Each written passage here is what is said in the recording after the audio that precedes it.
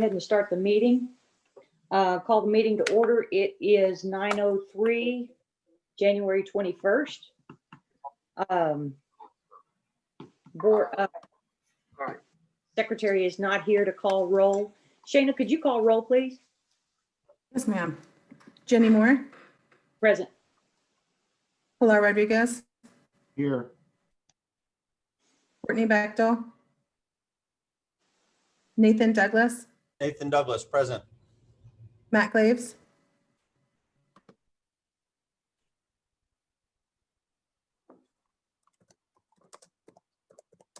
Edward Keenan. Sorry, muted here.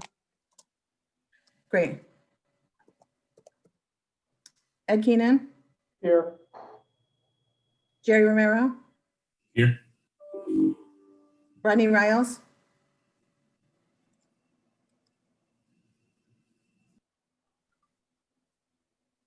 I'm here. Can you hear me? yes, sir, and Stephanie Wagner. Here. All Madam right. Chair, 8 board members are present and 1 is absent. All right, we do have a quorum. Nice. Invitation for public comment. Did we have anybody sign up for public comment?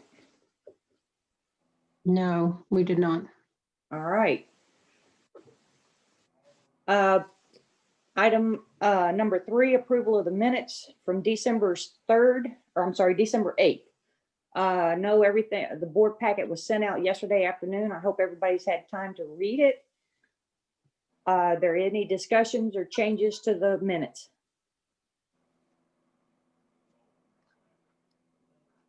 Having none, call for a motion to accept the minutes from December 8th, 2020. I'll make the motion, Jenny.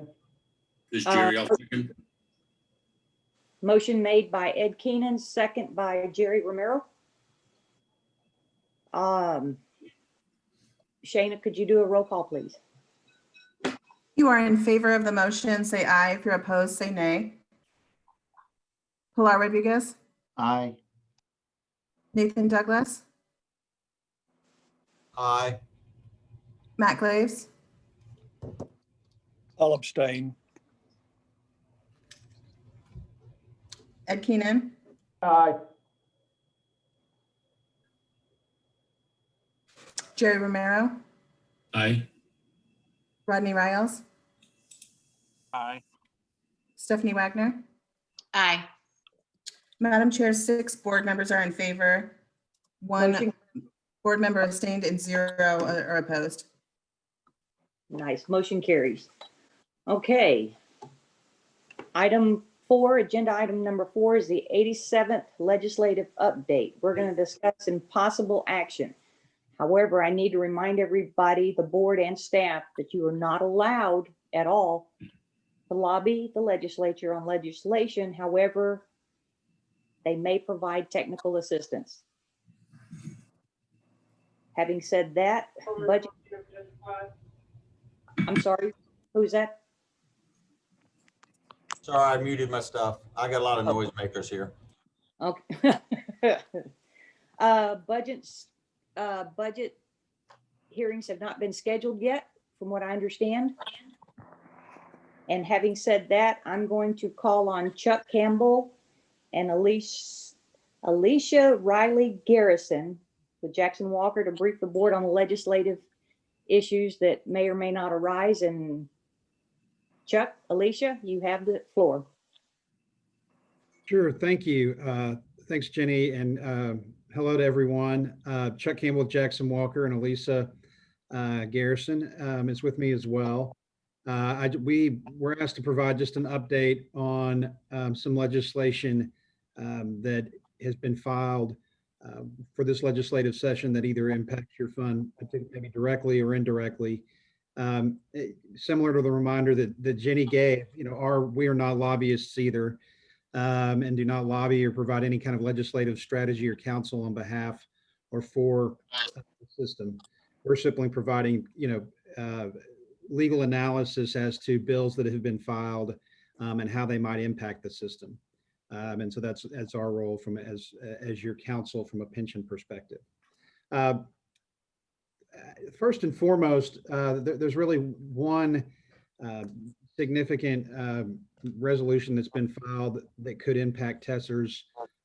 It is a resolution that has been filed. It's Senate Joint Resolution 22 filed by Senator Huffman and Senator Schwertner.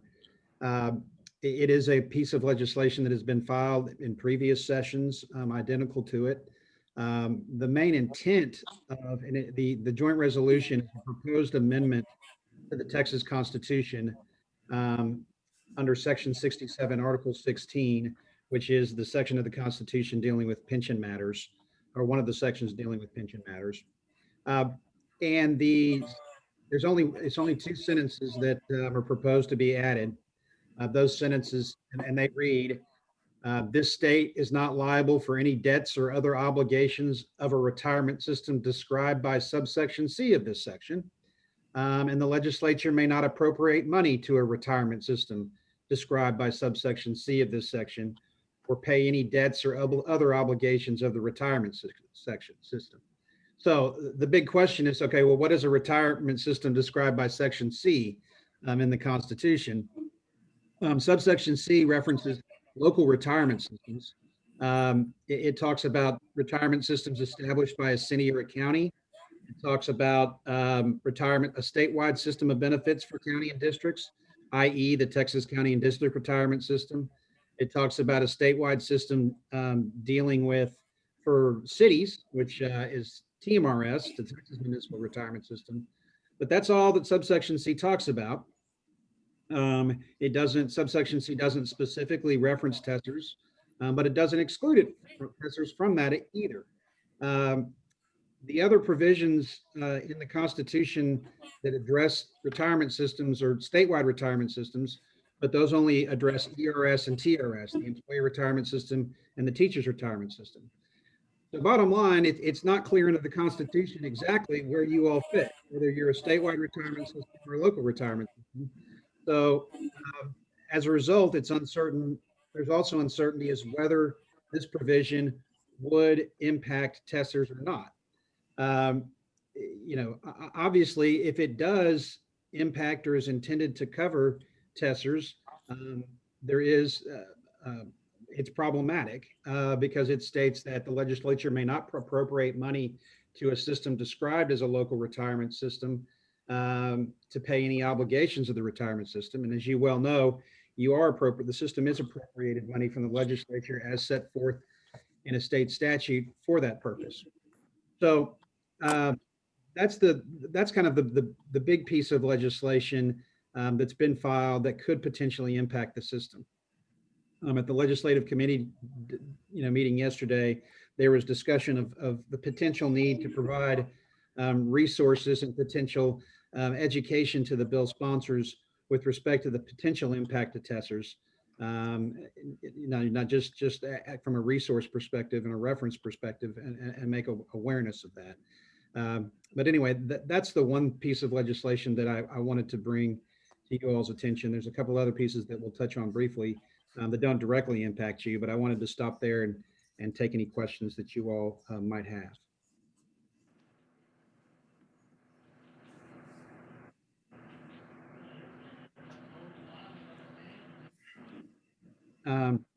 Hearing none, we can move on from that piece of legislation and just. Hey, Chuck, can I ask a question? I'm sorry. This is Kevin. Sure. Give a quick highlight on how a constitutional amendment works. Just if that bill passes, what the process would be, please. Sure. And Dave, you may have to correct me where I go astray here, but bottom line, the bill, even once it passes, it still needs to be approved and submitted to the voters of Texas in an election. The bill says that election is going to be held November 2nd of 2021.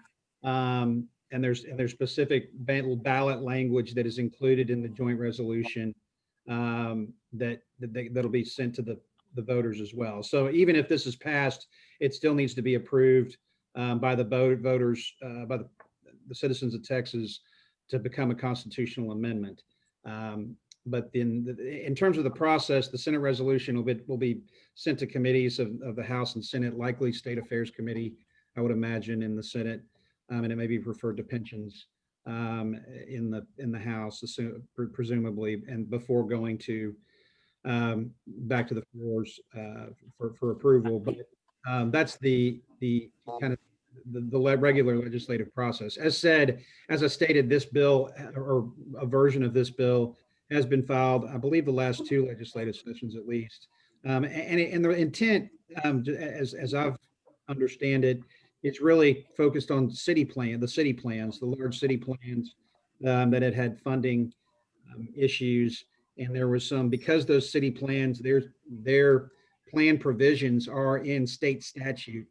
There were some, and because of some other language in another constitutional provision, there were some questions as to the state might ultimately be on the hook for, the city plans in Houston, Dallas, Austin, Fort Worth. And so that's what this is, as I understand the intent, from historical knowledge, that's the intent of this. And TESRS was not considered, or is not a consideration specifically, as I'm aware of it in this piece. I have a question. This is Jerry. This is more to Kevin or Jenny. Maybe you can help me in regards to this. The total amount that we receive from the state is that basically all to cover shortfalls from the pension plan, or is it also for administrative expenses? This is Kevin. So we've received two sources of funding from the state. We receive approximately $750,000 a year for administration. That comes out of general revenue. But the money that the state provides us, anytime the pension system has a funding period in excess of 30 years, then the state is required to contribute up to 1/3 of the contributions that we receive. And so I believe the amount this past year, Wayne may have the number, but it's been about $1.3 million a year, approximately. Thank you. Thank you.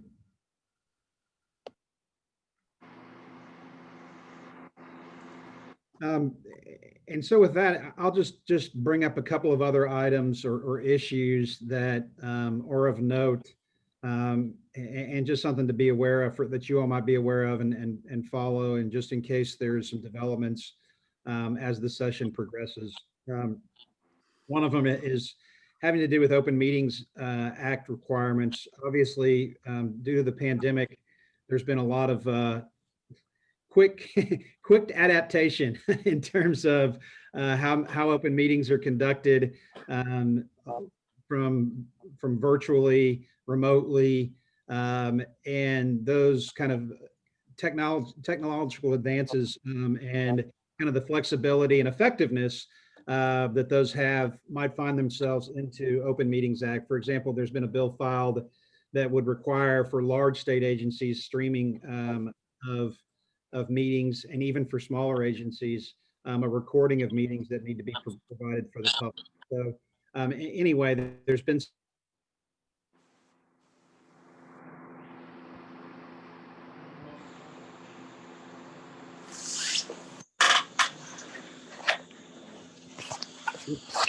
wouldn't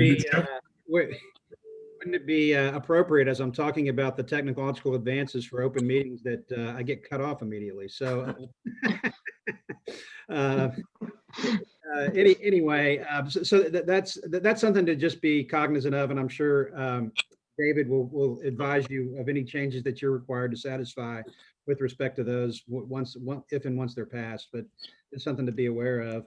The second piece of it is there are some legislations not dealing with pensions, but dealing with other types of obligations and benefits for public safety workers, and an idea that a death or disability that's related to COVID or some other disease or pandemic that's been treated as a disaster could provide a presumption for a line of duty death or disability.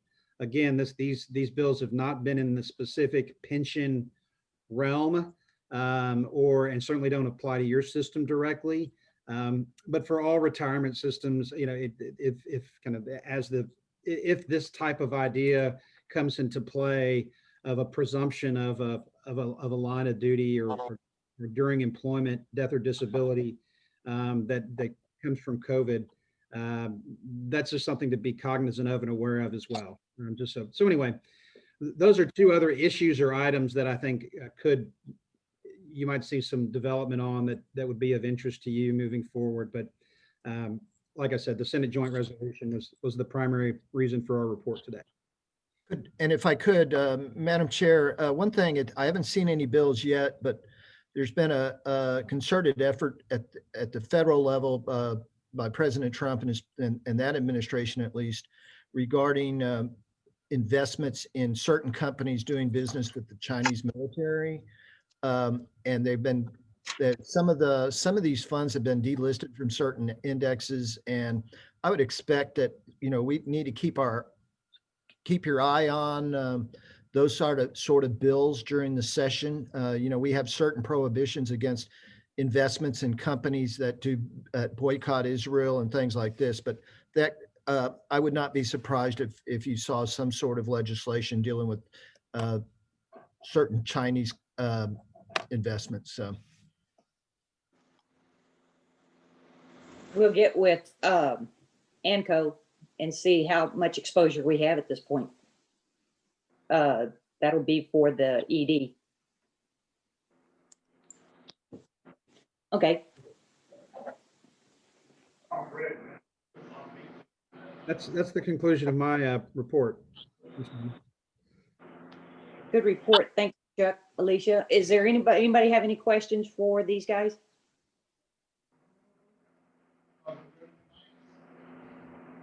Having none, thank you guys. I appreciate it.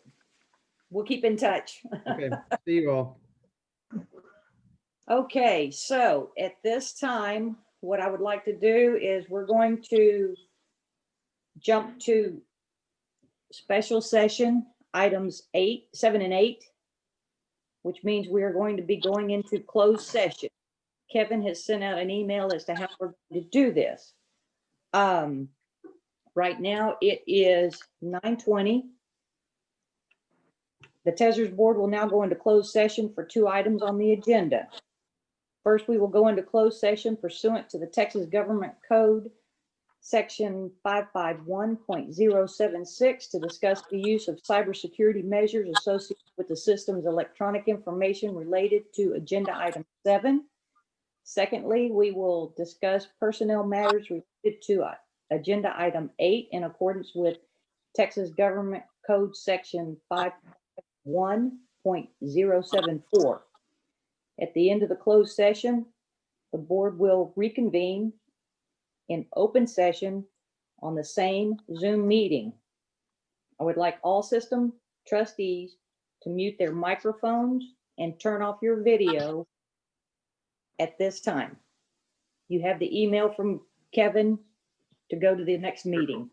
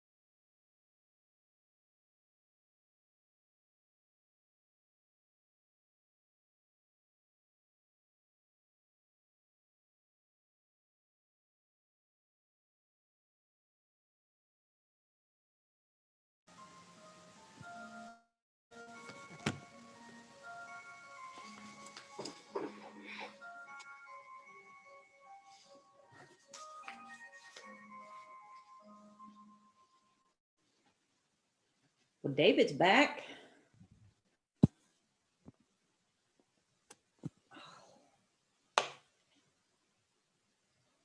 Participants. Okay.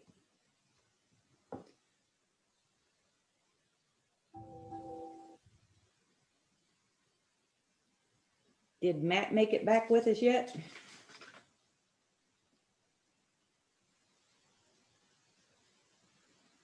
He has not.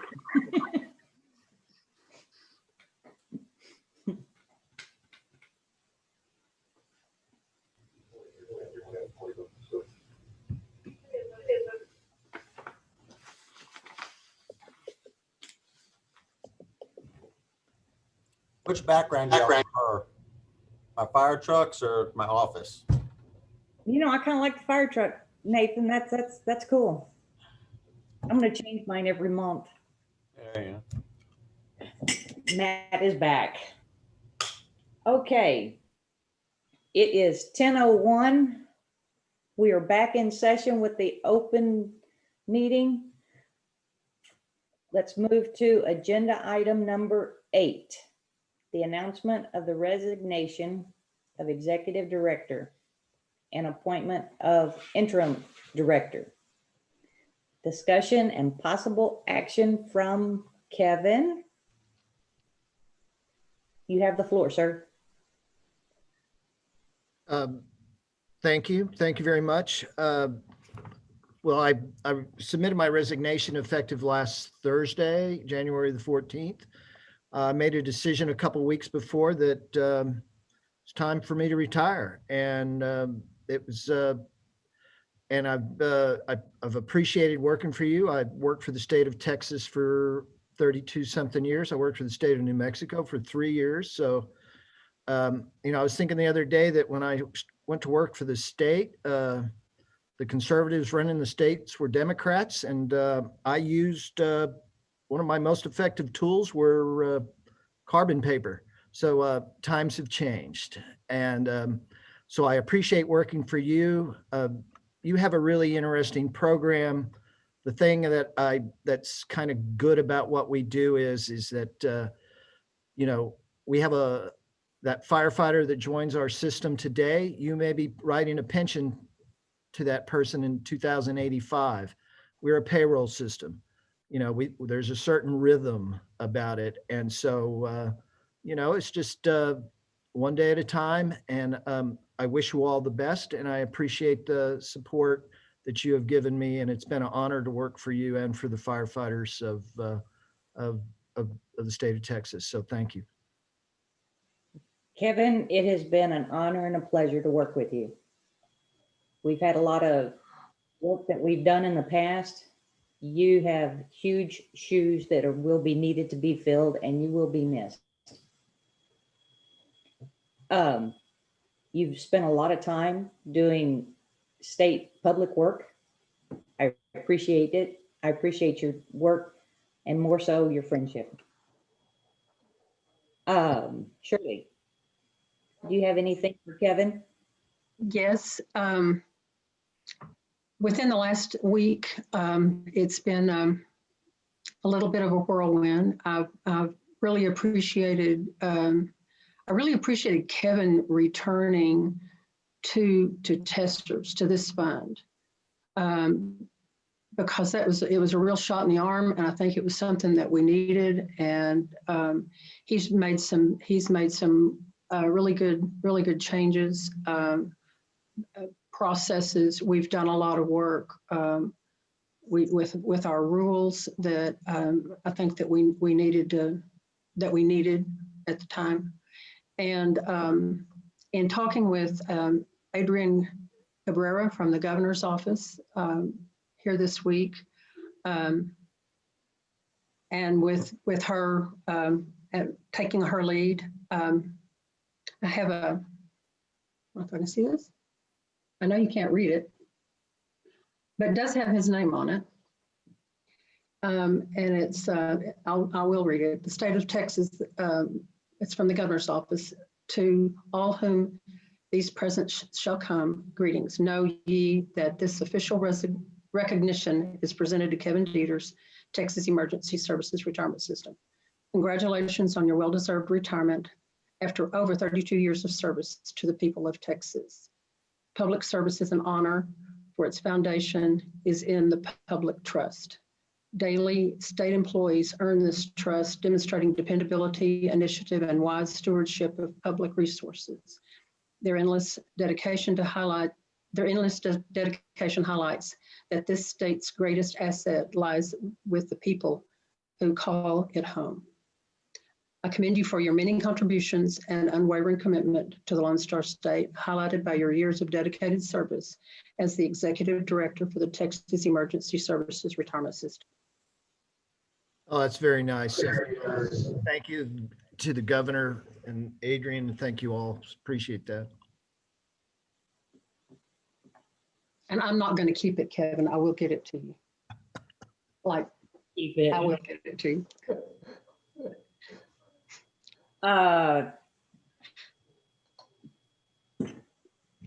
Now what I would like to do is call for a motion regarding the appointment of the interim director. Madam Chair, I'll move that we appoint Shirley Hayes as the interim executive director effective January 14th, 2021 at a salary of $100,000 per year. I'll second that motion. We get a second? Steph? Was that, Either. did you say? I think I'd said it simultaneously. It's whatever. Either it's great. Shayna, could you do a roll call, please? Pilar Rodriguez, Aye. Nathan Douglas, Aye. Matt Glaves,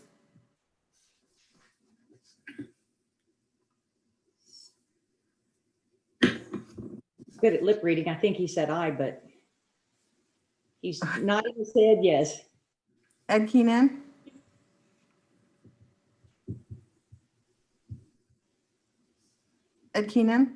Aye. Jerry Romero, Aye. Rodney Riles, Aye.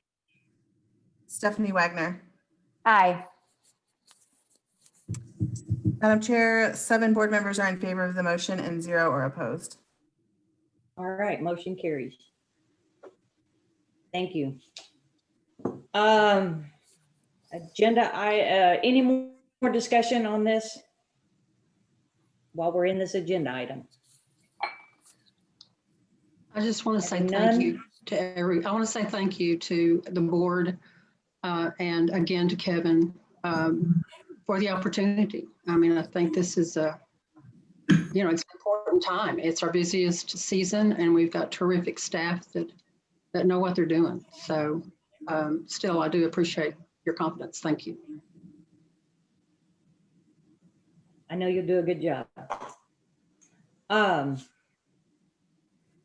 Agenda item number 9.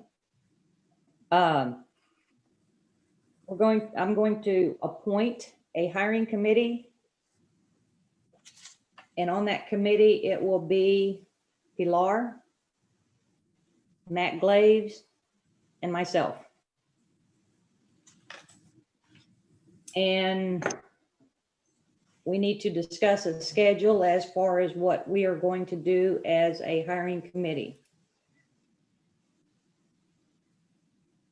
First, we need to discuss a salary range. We need to come up with what it is that a new E.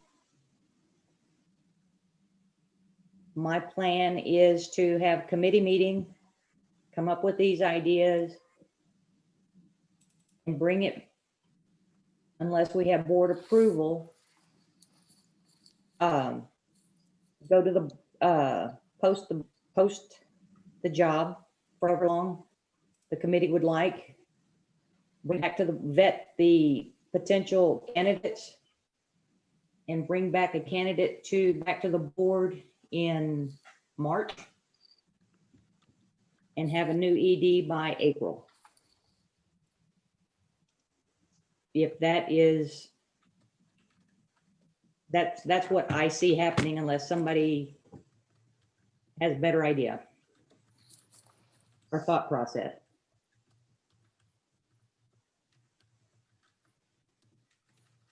And if we need to bump this up faster, and I don't think we need to, we will have committee meetings and we will keep the board apprised. We do have the option to have an emergency meeting if so needed. I don't see where that's going to be an issue at this point. So my plan is for the next board meeting, hopefully we will have candidates to bring before the board, and then the board can make a decision the following March, or maybe, no, there's no way we can do it in March. After we post, get the applications, vet them, bring it before the board. March, I see the board making a decision on which ED, and we'll have them in place by April. Kevin, does that sound like a reasonable schedule?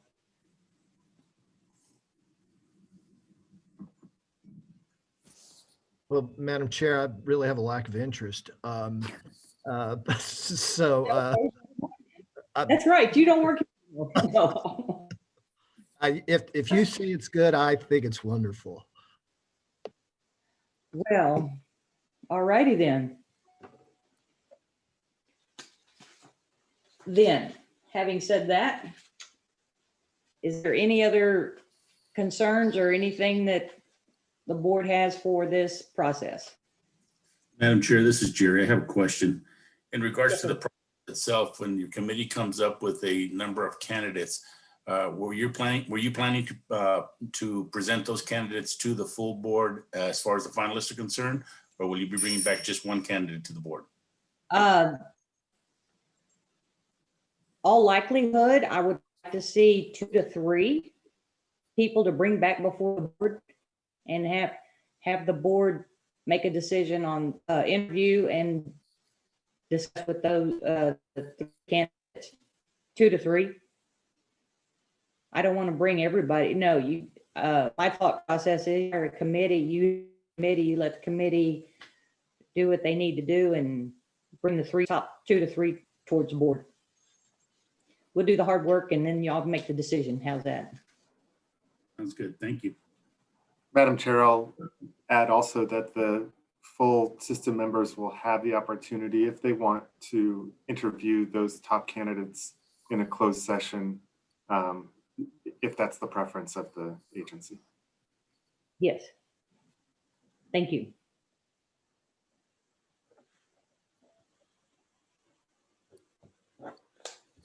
Anything else? Okay, so let's back up and go back to agenda item number 5. We will have the interim director's report. Thank you. This will be just a brief overview of what we have on our plate as an agency first, and then I will brief you on the revocation of Lucas Fire and Rescue. I think that you're aware, this is, our legislative session has started and we're tracking committees, we're tracking legislation. Appreciate Chuck and Elisa and their guidance. I think that we have, thanks to Kevin, we've got some updated presentation materials to prepare us for these for the committees. We also I guess after this meeting, the evaluation committee for the respondents for the actuarial audit, we will meet and discuss our evaluations of 3 proposals, and that will come back to the board for the candidates, top candidates will come back to the board in the February 18th meeting for the board to make a selection for that contract. February is our busy month with reporting from our participating departments. Local boards will be very busy in February. They have several things that they need to do in their posted meetings. And we've been working with participating departments to ensure that that they can do what they need to do and that they can submit their reports timely. But it's just always a very busy season. We will be doing the semi-annual billing, the MRR, the membership reconciliation report will go out. That's really a pre-bill. It shows who do we have as members from your department. The chief and the local board will work together to be sure that that's right. And they need to certify that report and send it back to us by February 23rd. They will also report qualified service on their annual reports. All of this will be coming out of the system, out of toll. They'll also review the TESRS security policy that they're required to do annually, and they will name their authorized users for system access to see their department's information in the system. So that's really what's going to be on the forefront for the agency. And I'll be working with Wayne and keep Jenny in the loop with regard to committee hearings and things that will be coming up shortly. In your board meeting materials, I've included some information about the revocation of participation that Lucas Fire Rescue just recently completed. I will tell you that it was a very smooth process, and believe me, it was to the credit of a woman that had been working there for a few years that was very meticulous and very easy to work with, as well as her passing information along to the local board. The amendment, the revocation amendment that's in there, that's really like a closeout amendment to their participation. Much of that amendment is all based within the rule. That I also have the determination letter that was prepared by Red and Wisdom with regard to their revocation charge, $61,226, which they paid in full. And then the certification of their roster, that's required in the rule and by the local board. That certification was done, and so their final contributions were paid in full. And those were the contributions from September through December. Jessica will be working going forward with the requirements that we have to complete as an agency with calculating the retained benefit for the affected members that have less than 10 years, and working with getting letters to the affected members with regards to this benefit and any impact that the revocation may have had for vested members and for retirees. That's it. Does anybody have any questions?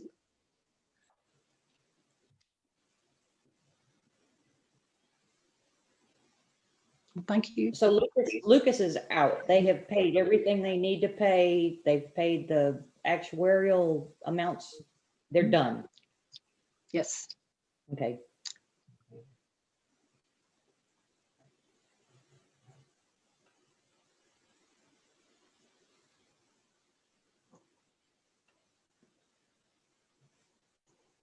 Okay. Anything else, Shirley? No. Okay. Thank you. Thank you. Action, item number 6. This will be audited financial statement presentation by Wayne.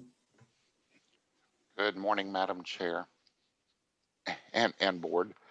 On December the 18th, Weaver and Tidwell issued their audit opinion for our fiscal year 2020 financial report. It was an unqualified or clean opinion.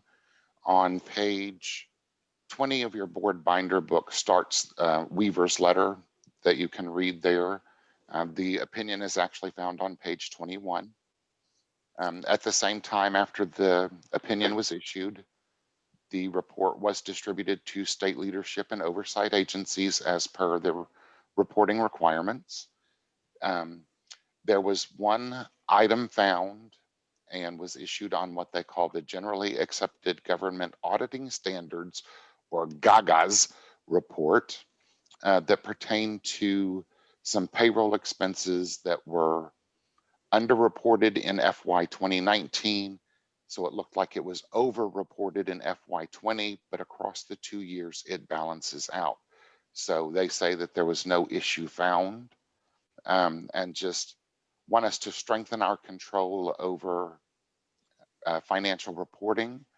And I have implemented a new process that our internal accounting system, MIP, will be reconciled to the statewide accounting system, or USAS, on at least a quarterly basis, so that any errors like that are found in the current fiscal year. Wayne, can you go into a little more detail on exactly what the error was? And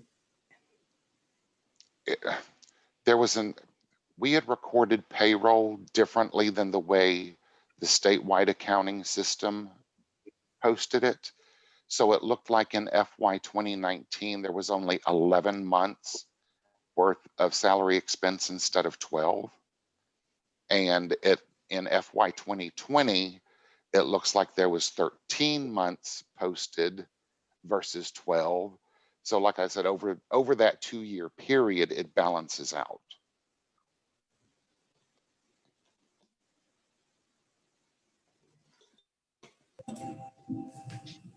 So it was Wayne, just a date. the A correct, date thing.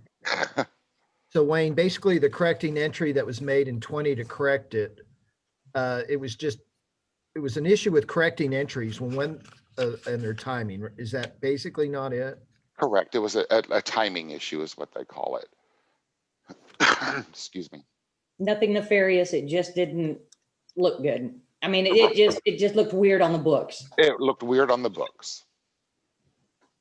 Okay.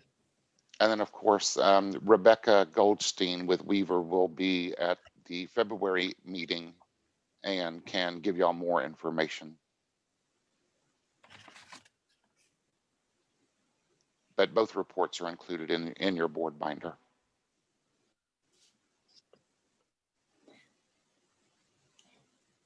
Thank you for the overview and a clean audit report. Appreciate it.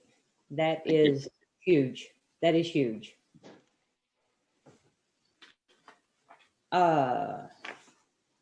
Anybody have any questions for Wayne? Or Wayne, do you have more? I'm good. Anybody have any questions for Wayne? Nope, nope, nope.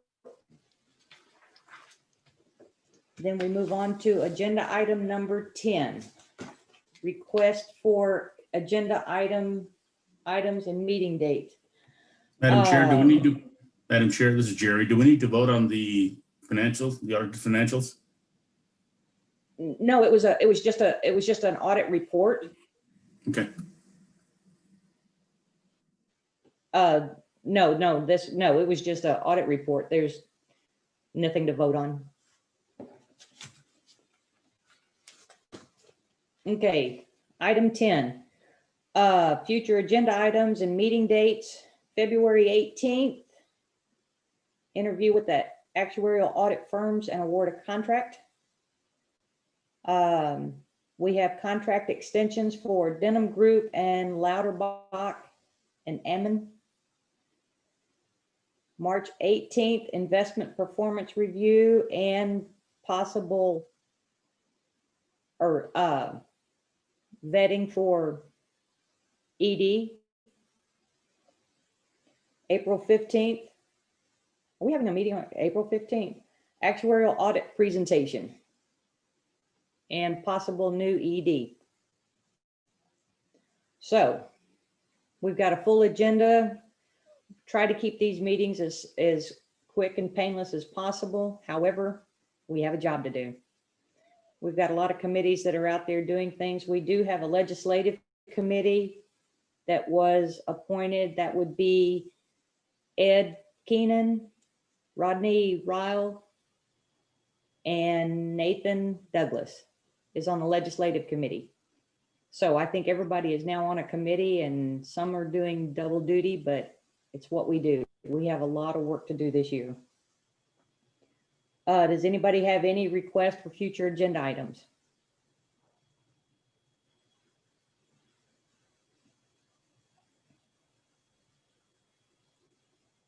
Jerry, no? Madam Chair, when y'all ever have a real meeting again in Austin, invite me to dinner. Let's all get together and have dinner. I think the rule is you're retired, you invite us. We're still working. That's an even better deal. Okay, well, we gotta end this social distancing thing. Yeah. It's killing us. So, Everybody mask up, get your shot, stay safe so we can meet in person. I would like to shake hands with some of these new guys and some of the old guys. Shirley, do you have anything that you want to add to the agenda or? No, I think that, we're having meetings, every 4 weeks that kind of crowds. I think that if we were having an in-person meeting, it would be a long day to consolidate some of the agenda items. But as we go through February and with legislative committee and with the hiring committee, then there may be items that will come to that February and March, obviously the March meeting. So. And possibly February on the hiring committee as well. Okay. Having said that, Kevin, gonna miss your face at the next meeting. But you can come on in. You just can't participate. You won't, but you could. Can no, I get a go ahead. what you want from your executive directors is for them to go away so that the new and the interim can blame me for everything, and it is my fault. And so there you go. Of course Thank you, it's your fault. Kevin. Thank you. Thank you, Kevin, for everything. Yes, thank you, Kevin. And best of luck. Ditto, Kevin. Thank you. Agreed. Best of luck, Kevin. Enjoy your retirement. Yes, enjoy your retirement. I know he will. All right, having said that, can I get a motion to adjourn this meeting? A motion to adjourn the meeting. I'll second Stephanie, that. second from whom? Ed, Ed Keenan. All those in favor? Aye. aye. Aye. Aye. Motion carries. We are adjourned. You'll have a great weekend. Thank you. Take care. Okay. Thanks, Take care, everyone. everybody. Thanks.